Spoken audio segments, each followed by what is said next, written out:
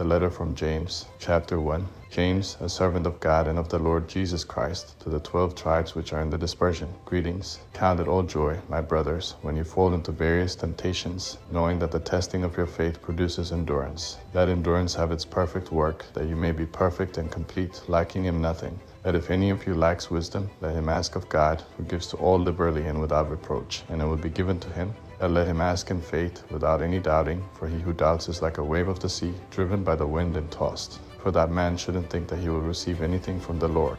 He is a double-minded man, unstable in all his ways. Let the brother in humble circumstances glory in his high position, and the rich in that he is made humble, because like the flower in the grass, you will pass away. For the sun arises with the scorching wind and withers the grass, and the flower in it falls, and the beauty of its appearance perishes. So the rich man will also fade away in his pursuits. Blessed is a person who endures temptation, for when he has been approved, he will receive the crown of life which the Lord promised to those who love him. Let no man say when he is tempted, I am tempted by God, for God can be tempted by evil, and he himself tempts no one.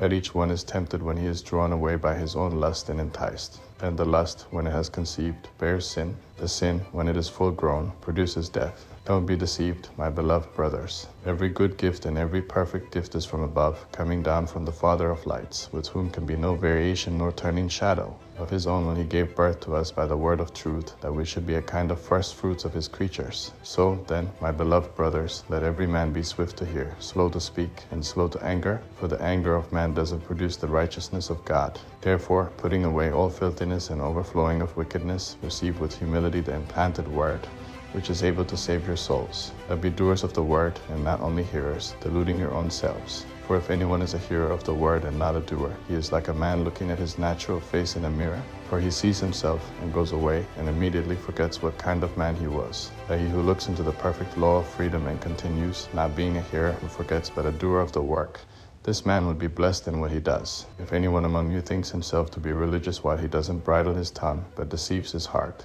this man's religion is worthless. Pure religion and undefiled before our God and Father is this, to visit the fatherless and widows in their affliction, and to keep oneself unstained by the world.